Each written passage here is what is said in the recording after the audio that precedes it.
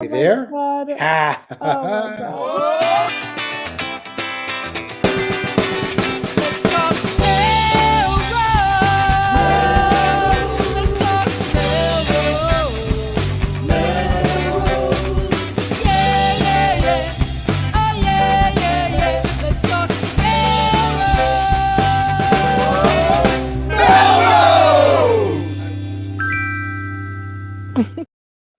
Good evening, Melrosians the world over. I'm Tom Catalini. I'm Sam Hammer. And I'm Tom Shampoo. And this is Let's Talk Melrose. Melrose, it's a show where Melrosians talk to Melrosians about Melrose. That's Spoiler alert, Raj Das is on the show tonight. Talk about somebody who's all around Melrose and has lots to talk about. So stay tuned for that. But before we get to that, Tom, how are you doing today? I'm well. I'm fine, thanks. I was just saying that I got a one-day work trip yesterday. I had to zip down to DC for a work meeting and then come back. One of those one-day trips down and back in the same day. But I recovered, and here I am. Happy to be here. It's been a while. I feel like it's been many weeks. We had Thanksgiving happen. We had other stuff, the election happening. And you missed the show last week. Sam and I had to carry the extra weight. Well, here I am. I'm happy to be back. Yeah, we're glad to have you back. Sam, how are you doing? I'm fine. I think I'm over most of my technical difficulties. Technology today. Yeah. But I'm good. Don't do upgrades if you don't have to, is the moral of the story. If we had to, Tom Catalini could produce an AI-generated picture of Sam Hammer. That's true. And then we could just post that. Like Max Headroom, right? You could do like the talking Sam Hammer. What is that? It's a deep fake. I'll do a deep fake. A deep fake. Sam on the show. But I am still not recovered from one of the best weekends in town. Last weekend. Yes, it was amazing. Yeah.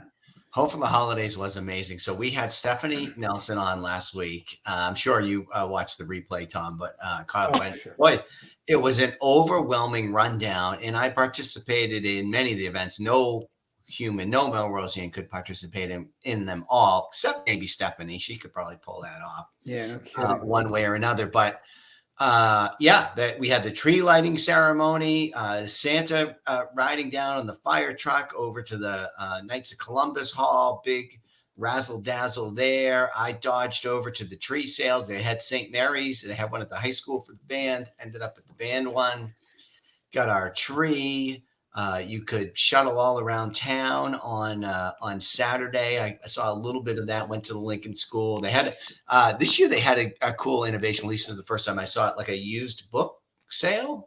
Yep. So you could go in and get I've seen that before. They've had that before. Okay, so maybe it's just my first time seeing it, but I thought that was a pretty cool idea. Oh my God, I ran into you somewhere Saturday night, Sam? Back at the Knights, I think, for the comedy night for Coats for Kids. Wow, I mean, it just goes on and on. And Charlotte, who I performed with on Friday, was at the Polymnia show. Sam, I think you might have seen that show.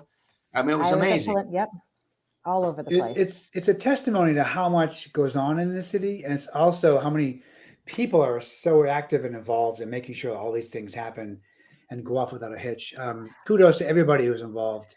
Yeah, I know. Home for the Holidays. I was not around it. I was tied up over the weekend, so I actually missed almost everything last weekend. Yeah, I didn't get a tree. I was hoping to get a tree, but wasn't able to do that. So we have to go get a tree still for us. But normally we'd be at the high school getting the tree from the band sale. The thing that I love most about Home for the Holidays and a few of the other events we have here is it provides every organization, club, group, building, entity, the opportunity to plug in to Melrose and do what they do best, do whatever it is that they want to do. And so you couldn't go anywhere without running into something that was happening in some building with somebody somewhere. It really is one of the showcases of this entire community. I did a lot of the things Tom did. I saw Tom several times. Then Tom was very lucky, it sounds like. Right. That's so true. And I also ran into Raj, who was our guest tonight, who is also everywhere. And I have to give a super shout out to Nancy Clover, who watches, and she's been on the show before. Sure. That I saw woman, Nancy out and about. that woman travels fast. Yes. I saw her out too, actually. She Hey. rivals. I cannot keep up. I cannot keep up with her. Okay, so we're going to talk to Raj in a little bit. He's everywhere. Nancy's everywhere. Maybe there's some kind of race they're in 2024 because the combined power of these two to cover the Melrose territory is unprecedented. Yes, I think they need like a passport or some. We should have some contest. Yes, I agree. I agree. So shout out to Nancy, but again, one of the best weekends around. Nice. So for those of you who are, paying attention and nobody can participate in everything, if you're following Nancy, if you're following Raj, so Nancy posts a lot to the community page. Raj has a lot of stuff out there. I think he's got a website. We'll talk to him about that. But these folks are out there basically covering. So like this photo montages of like everything that's happening in town between these two. You really can get a good glimpse at least of what's happening. So I encourage you to follow them both. Yeah. Oh, for sure. That's good advice. Yeah. What else? Anything else that we should mention? Talk about things that happened? Wasn't there a meeting last night? Is this news? That's the news. In the news section. Yeah. So we need to. Are we migrating over to the news now, Tom? Well, yes, because those items they carry a bit more weight. They do. Responsibility. They do. Yeah. Okay.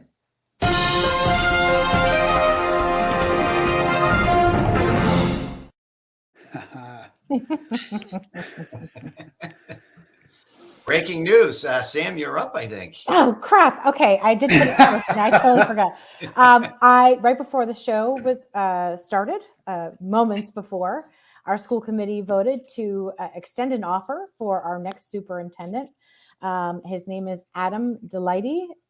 He is currently serving as, I think, a deputy superintendent or assistant superintendent in the Chelsea Public Schools. I'll find and post a link to all of the interviews just to catch up.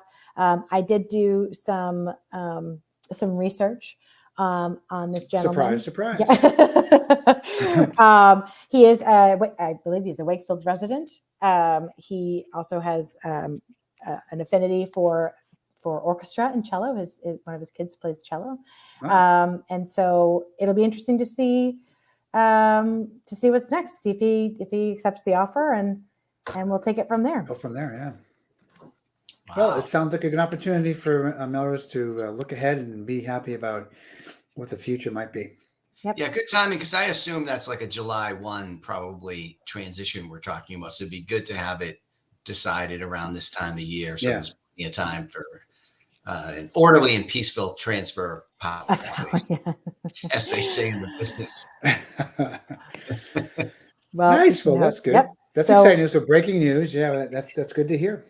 Yep. So let's hold on, Melrose, and see how it goes. That's breaking news. Yeah, just happened. Wow. Excellent. You know what? I'll go next because I'll share some other breaking news. Nice.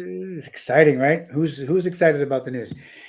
So I'm on the Historical Commission here in Melrose, a proud member of that 7-person body, and we're launching a home plaque program, meaning you can purchase from the Historical Commission a plaque for your home that will give the year it was built, other information that will fit within the confines of the piece, the name of the builder, etc. So this is a program you've seen in other towns and other cities.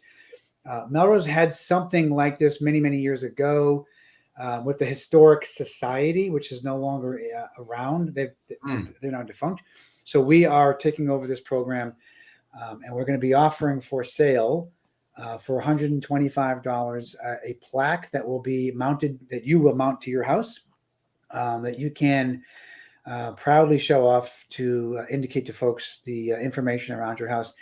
The one requirement is that the house needs to be 75 years or older as a part of the historical preservation, historical home information. This is what it will look like. It's going to be a white plaque that's in the shape of a house, and then it'll have black lettering, black information. It's produced by a sign company called Markarian Signs, I believe, over in Wakefield or Stoneham, and And again, it's $125 for those signs. So we'll be sharing more information on how to do that. But there'll be an email available where you can sign up, where you can ask for information. There's a registration form and all that information for the process. So I assume they would put my name on the plaque, right? If you wanted to say, And from my house, they would do Catalina. that. Right, because most significant owner, I would think, not just first owner. Is that how that works? I would be proudly a neighbor who had a Catalini sign on my street every single day walking by. Oh, I do. I love it. I'm glad to hear that. All right. I'm curious to see, like who the house, my house would be named after. Who wants it? Who does it? Yeah. Who my house? What's the light color on that plaque? There we go. What's that? What's the color on that plaque? It's white. I can show it again if you want. White. Okay. It's a white plaque with black lettering, so it stands out. It looked a little off-white or yellow here. Might be the lighting and the photography. Yellow house, so I have to. It's got to be. It can't be too matchy, as the kids say. Yes, I would. I was not the photographer of that piece that you just saw, but I'm just a messenger. So. Yes. All right. Well, measurements, and if we could see a sample. Yeah, the pieces are about 12 inches by 12 inches, and again, you saw the sample. So there we go. Who is the name? Who is that? So that name of the house. Who gets credit? Yeah, you mean this one here? The Curtis Goss house. Who's Curtis Goss? Is he the guy who bought it? Did he build it? So that's individual to you. It can be the builder of you if you want, or it can be. So many times these houses are known for sort of the first owner or an owner that was there who was recognized as a community a leader or somebody who was right. Exactly. Somebody like, say, for example, Tom Catalini. Right. So co-host your of house, an award-winning local talk show. Certainly the Tom Catalini house would make sense to me. But anyway. Yeah. So anyway, Melrose Historical Commission, home plaque for sale, and we look forward to getting that up and running. All right, there's a little bit more news to talk about. Also, sort of breaking really in the last 24 hours, the Melrose Liquor Commission met yesterday, and they're continuing a discussion. So I wrote a letter in on this issue. I did as well, yeah. And they're continuing a discussion until December 18th. So it's a good opportunity for us to get the word out. They're being thoughtful about this.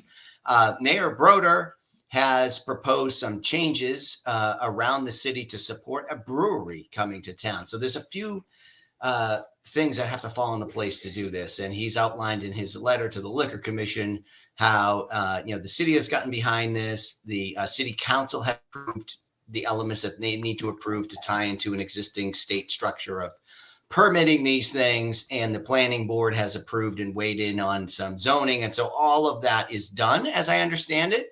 And the next, and I think it might be one of the final steps, is to go to the Liquor Commission. We have a 3-person Liquor Commission in Melrose, and they need to adjust the rules to accept, to define how this new kind of permit would work. So there's a number of details. I'll post here. Sam's better at this than I am. Let me see if I can. Sam, can you post those links under that? I just put the email address up there. Yeah, so that's probably the most important piece, right? So if you want your voice heard, you can send to that email address, the Liquor Commission at cityofmelrose.org. And the other 2 links will give you background information. Like I said, the mayor's letter explains how it's gone through this process. And so, we've talked about these kinds of things on the show for many years when we talked about licensing of retail establishments in Melrose, and then that were originally beer, wine, and had certain restrictions on the footprint of the place, and you couldn't sell lottery tickets there and all that sort of stuff when we first started introducing liquor sales in Melrose. And then more recently to the kind of spirits, I guess you call it. You could buy a bottle of gin in town and all that. And we had discussions about what bottle sizes were allowed and all that. So Melrose has continued to take sort of steps carefully in this direction. Our history is like a dry town, very conservative on this front, but we're taking steps in this direction. And I think it's proven successful, right? So places are selling, liquor out of these places. Tom, you yourself sort of championed the beer garden initiative, which is already repeated for a second successful run, and we hope to have more in the future. But that sort of proved out that the alcohol initiatives, if you will, particularly like the beer garden, and to me, particularly like this pub, is an opportunity for community and folks to get together. So the beer garden, we've never done one before. What will it be like? Is it going to be like a frat party? No, actually, it's going to be like little kids playing on the grass while people stand around and hang out, and there's live music and local food vendors are sending food. So I think the community's seen that twice now. I would hope others like me and you are writing into the Liquor Commission to encourage them to create a permit that supports the brewery. And there's some elements Mayor Broder has sort of outlined in his letter. You can see in the second page, it's just sort of some simple rules around this. So it would be $1,500 annually for a permit fee to support the brewery. And then they would have some provisions for them to pour beer that they themselves make, alcohol that they make on site, and allow for food to be available by either by themselves directly, through a food truck, from making a partnership with other restaurants in town. And so that's a little bit, new, because it's not as maybe not as strict as the rule where, if you have 2 drinks, you have to order food. And so it's a little hard to kind of, manage it at that specific a level. But I think I personally have enough faith in the community based on our experience and belief that this is like a good thing. I don't think this is like a risky proposition. I think it's very thoughtful and balanced. And I sent in a letter of support. I would like to encourage our viewers to get educated on it. And if they agree, send in a letter. Please, and we've got a couple of weeks now to get the word out. So I'm going to add in one of my favorite things that Jen LeClaire usually says when it comes to liquor consumption in a community. Allow me to be the adult I am. So Right. it's time to let businesses make some profit from the counting my words, the ways in which we want to spend our money in this community. So time. That's not really all about the money, and it's not really all about the alcohol. It's like, that's a place you can go and hang out. So like Rising Eagle has been an innovative place, like there's just all these little steps we're making in that direction. So it is great to be able to buy booze at a retail shop. It's even better to hang out at Rising Eagle. It's fantastic to hang out at the beer garden, and it'd be great to have a pub. Yeah. And I think every time we make these little steps forward, and the examples you all have used, I think are really good examples. The liquor stores, the wine and beer shops, and the sale of that, the restaurants, the beer garden especially too. I think every time we make a step forward, it's a reminder and it's proof that people do behave, as Jenny LeClaire says, like the adult that we are. So I think there's been overwhelming evidence that Melrose is eager to have these additions to the city and have these improvements and behave accordingly. It's not that fear of a frat party. It's not what happens. It's not how people behave. As you pointed out, and I've been to many, many beer gardens and many, many breweries over the years. Overwhelmingly, you see families with children, small people eating food, spending money, and improving and adding to the economy that these places are in. So there's an overwhelming benefit for Melrose in many, many ways. And so I look forward to seeing that pass as well. Absolutely. And just to help those of us who are visual thinkers, I did go to AI technology and ChatGPT to help us envision. I love this. I love this so much. Look at that. See, who doesn't want to go there and hang out for? Who doesn't want a giant neon sign that says Melrose? That looks like a parklet. We've got all the pieces. It's got everything going. They have to mow the grass on the second floor. It looks like. What's going on up there? So the AI technology is sort of directionally correct and in the spirit, but you really can't zoom in on a lot of details. But it does give the the vibe that people are looking for. I think it gets it. I think it gets it. All right. It's time. It is time. And speaking of time, it's time to move on. I think time to get to Raj. Yeah. Let me just get rid of that banner. There we go. Thank you, Sam. All right. Well, we have a guest tonight joining us. I think everyone has seen his work. If they don't know his name, you will tonight. But everyone has seen his work in the local press in the local paper, the weekly news, and also other places as well. Please join us in welcoming Raj Das. Raj, great to have you on the show tonight. It's been a long time. It's long overdue. Thanks for having me. I appreciate being here. Yeah. Sounds like there's a lot of stuff going on, and I thought there was just a lot of stuff going on the weekend with the Home for the Holidays. I was trying to keep up with that all weekend. Yeah, I'm sure. How did you do, Raj? Because I see your work online all the time, and that gave me a glimpse into things I wasn't able to participate in indirectly. But how was your Home for the Holidays experience? It was good. Friday's a little more manageable because there's not too many events all going on at the same time. Whereas, as you mentioned earlier, Saturday, I mean, there's probably 20 different things all happening at the same time. And even when I go around and take photos, I'm just barely scratching the surface, I think, on what's going on out there. And driving from one location to the other this Saturday, I stopped 3 times because people were doing things that I didn't even know were going on. Wow. So I think it's important to back up for a minute and give folks a chance to get to know you first. So tell us what you do, where you go, when you go do it, why you're doing all the work that you're doing. Yeah, so it's interesting. I tried to think a little bit myself about kind of how I ended up where I am today. I have a photography business, ED Photography. And half of that business is kind of a traditional family photos, events, engagements, small weddings, things that people want to get photos of to capture and have memories and things along those lines. And sort of the other half of my photography is what I do with the Melrose community, as well as a little bit on the Cape, but primarily with Melrose. And really, most of it got started during the pandemic.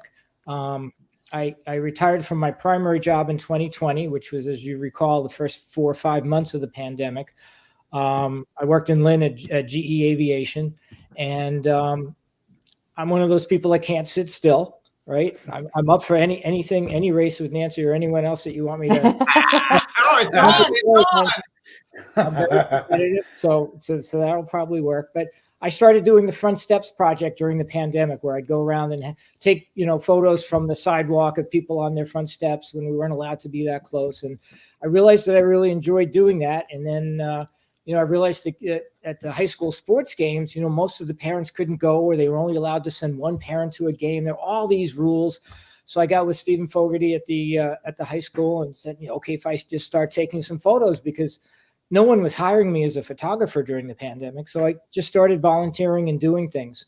And it really just kind of branched from there. And the next thing I knew, things that were going on in town, I like to be connected, and I just started connecting more, and people started reaching out to me. And before you knew it, I was getting heads up on when things were going to happen. And, some people think I work for the Melrose Weekly News. I don't. I submit my photos, whatever photos I take. So, I mean, I never get assignments or anything from them. I just submit them, and a lot of things obviously do get published there.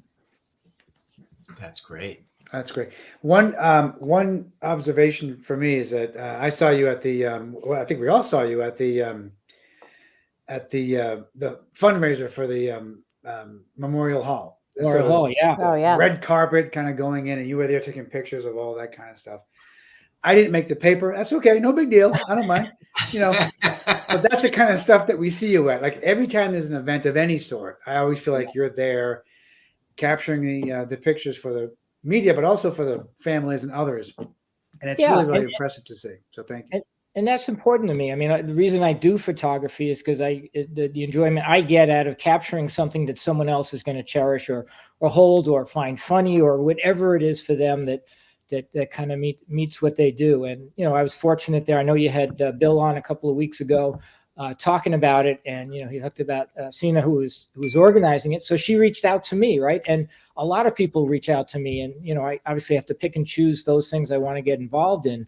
But where something's going to benefit the city of Melrose, I typically, step up and volunteer my time as required, or, try and help in some way. Right. And then a lot of different organizations have reached out to me. I mean, I've sort of collaborated with the Melrose Alliance Against Violence. I think that's a really important one for our town, our city. And sort of didn't know anything about them. Part of the problem when you're working full time is you don't have as much time to spend in the community. So I think that's one of the things that's also sort of propelled me where I am today is having more time that I can spend with the community. That's amazing. And it is such a community service. It's a public benefit, the work that you do. You are documenting current history of our city, which I'm very grateful for. Sure. But you mentioned that you're now doing this beyond full time. So how long have you been in Melrose? I know you mentioned your career before, but how long have you been here, and what's your history here? Yeah. So if we go back a little bit, I started out of college in 82 working at GE in Lynn. And I lived in Woburn originally, and I drive through Melrose every day going back and forth. And I clearly remember being stuck at the traffic light at Gray's one snowy winter day and just sort of saying, Melrose is where I want to live one day. Wow. Right? Wow. And it took me 10 years to make it happen, but eventually got here. And, my wife, Anna, and I, we raised 2 boys here, through the school system, and they're doing fine, and 2 dogs also. And we've been here just about 30 years. Wow. That's amazing. And what part of town do you live in? You don't have to say, but we'll find it anyway. But where? Well, if you follow the weekly news, Norman Road sometimes gets a little bit more publicity than some other roads.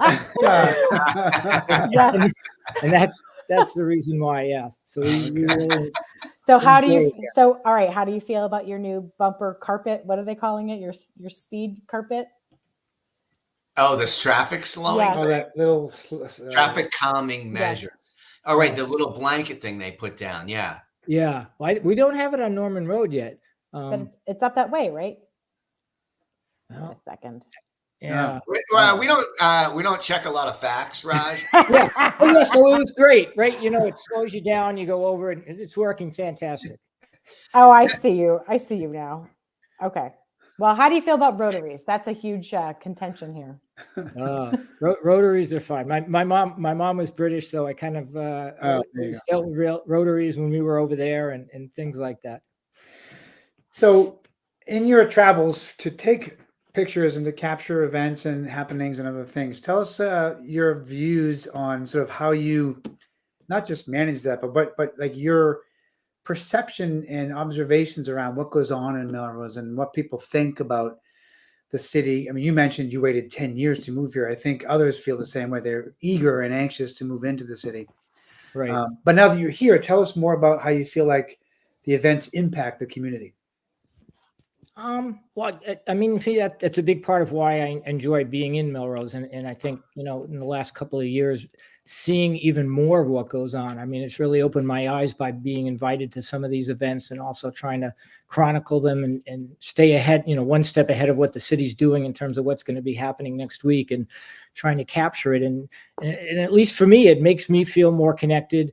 And it allows me to feel better about the place that I live and then in a sense want to give back even more as we see the things that are going on. And I think, over the last couple of years, some of it may just be my perception, but it seems like we're trying to reach more people and engage more people and collaborate a little bit more than I remember before. But that may just be because I'm more aware. Yeah. And do you take pictures? I assume the answer is yes, but I'll ask it anyway. Do you take pictures both scheduled, like there's an event happening and you're going to go out there on purpose, but also you're driving along and you stop because you see a scene, you see whatever, and you just have to get your camera out and take a picture. Tell us about some of those. Yeah. So as when we used to play soccer, right, we'd sort of travel all over the place. So that was one of my favorite things. I always had my camera with me whenever I went to a soccer game on a Sunday morning, because you never know what fantastic scenery thing you were going to see along the way. So I definitely enjoy doing that. Most of my stuff is planned. Most of it is an event or an appointment with a client to go make something happen. But I will often come back home and get my camera and go back out because I saw something that was really cool. Yeah, it's amazing. I like doing that. You're also extremely fast. I am, and I don't know if that unnerves some people, but once you get the shot, you got to move on and try and get another shot or get another person or get another aspect. Or I'm always looking for what's going on when people aren't looking. Right. Yes. To me, those are the most exciting things. Yeah, you can say, hey, pose for the camera, and that's great. And I love that. But most of the photos I really enjoy are the ones where I'm taking people just kind of doing their thing. So you avoid the people who yell your name. No.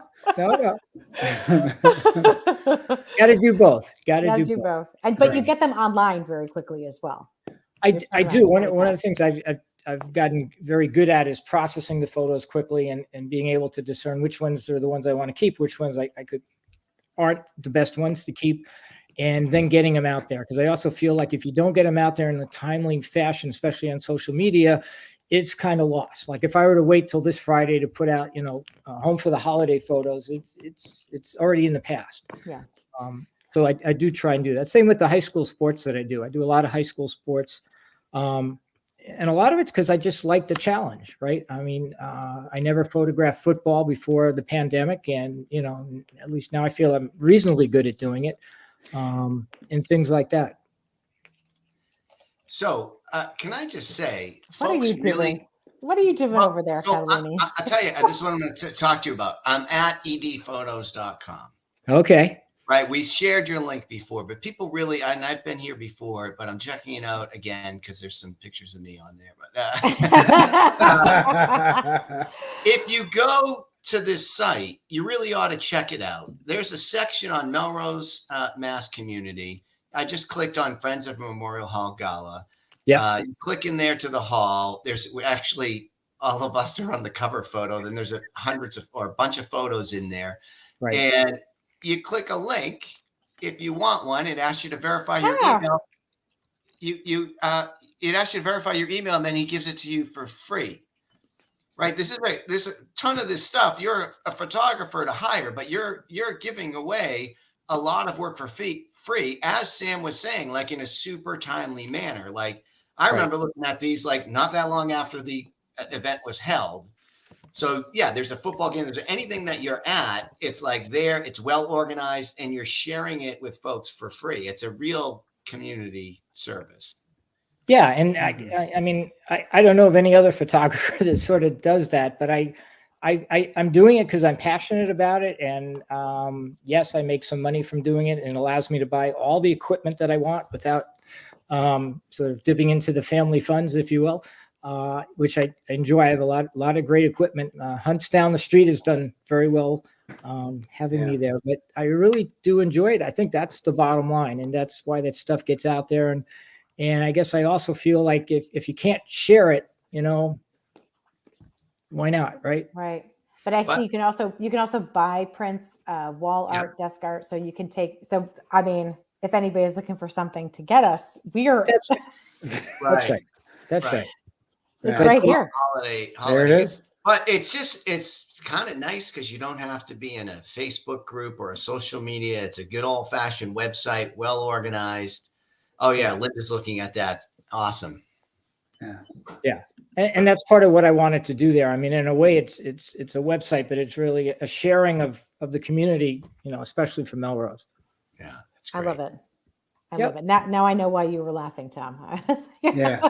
Yeah, right? Are you like, hey, why not? Are you still here? Oh my gosh. Everybody should go to edphotos.com and take a look at everything. It's just, I mean, they really are amazing photographs. Yeah.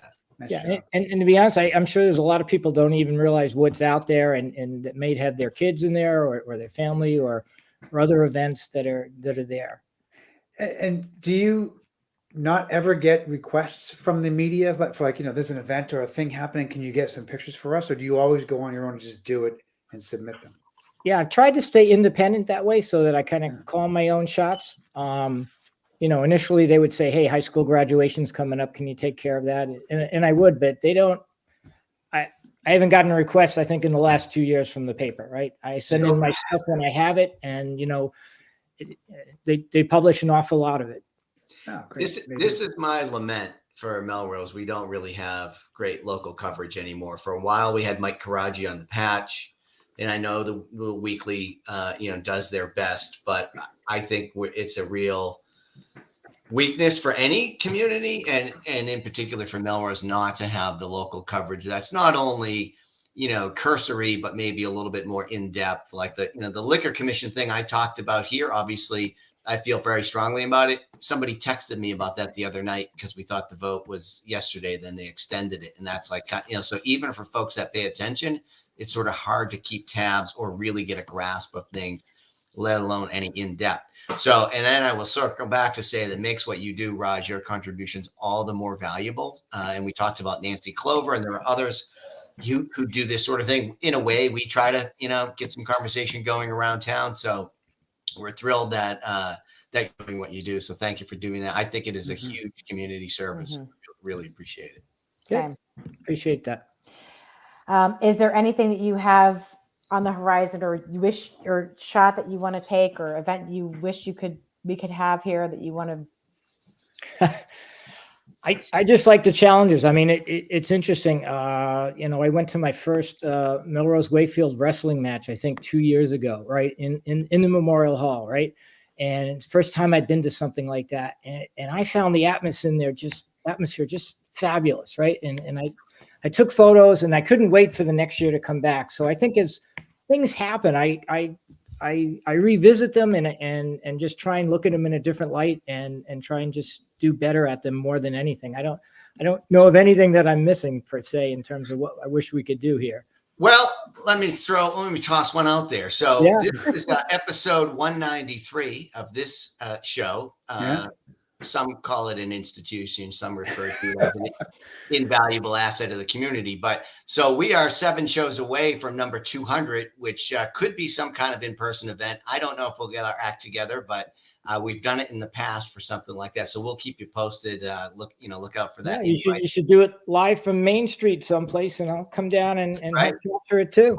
We started out in the MMTV studios on Main Street, and we've really the pandemic transitioned us to this format, which works for a lot of reasons, but it'd be great to get back in the studio. Sam and I were down there recently, and I spent like an hour and a half in the control room talking to Pat Doyle about all kinds of ideas we could do. So they're always game. MMTV, another great community organization. And it should be noted that I think the last time we were together live, not on Zoom or not on here on StreamYard, was the 100th episode a couple of years ago in a white van driving around eating pizza together. Mobile show. We were all around Melrose that time. We were literally driving around the city. I will sign up now to follow you around Melrose. There we go. All right. Hey, let's get Nancy. We gotta start brainstorming. We gotta take like running down. Raj is in, then we just went next level. All cameos, right. The whole time. Yeah, that would be good. Well, thank you so much for joining us. Really, it was great to talk to you tonight. Yeah, no, I appreciate the opportunity, and I can see why you guys have so much fun together. Yeah. Right? Yeah, that's good. That's good. Well, you live on Norman, not Howard, but you have a phenomenal neighbor with Marcia Sullivan. So, yes. So, Nice. I got there eventually. Yeah. So I got to put one more plug in. So, as being part of the community and other things, you meet people that you wouldn't always meet, right? So Martha Grover, as an example, does the sustainability for the city of Melrose. We know her. And she asked me, she had some grants, and I went out and took photos of all kinds of sustainable energy things in Melrose that she uses on the website and so on. And then, that led to the next thing I know, Susan Murphy is putting this thing together for heat pump coaches in town, right? So I'm also one of the 3 heat pump coaches in Melrose to help families, convert from their fossil fuel and go to heat pumps. And, that it's because of my engineering background, that's really easy for me. And I've already done almost all the conversions in my house and stuff. So all this stuff is linked together, and it just kind of keeps feeding and building on it. And obviously your network gets bigger, and you get linked into more things, and you find more ways to help people. I don't know if I should be saying this on the air, but I am in the market for a heat pump. I might be too as well, by the way. So maybe we should get a hold of Susan Murphy, and she'll get us signed up. And maybe we should talk. I will first bend your ears on our heat pump experience to make sure you do it better than me. Yeah. But I think before we go, I just think that what you just said a minute ago really points to the community that we live in and that we love so much. That does happen in many, many different ways for many different people. You pull yourself into one area, connect with so many other people that are connected to other people. And I think that becomes the fabric of what Melrose is all about and why it's such an important city for all of us. So thank you. Yeah. All right. We got one more comment we had to share. All right. Glenn Bowden said, look at that. You'll always have that the rest of your life. Caught a photo of my daughter's first varsity goal. That's just what he was talking about. Yeah. Nice. Well, All right. Raj, thank Speaking you of Glenn, again. Glenn, we've got to have you on. Oh. Yeah, email us. No kidding. It'd be great to have a Mothership of Design. Got to have Glenn on. Yeah. All right. Okay, sweet. Thanks Well, again. thank you. And so we will see you later, Raj, and we will see you around town. Yes, you will. All right. Thanks. Appreciate it.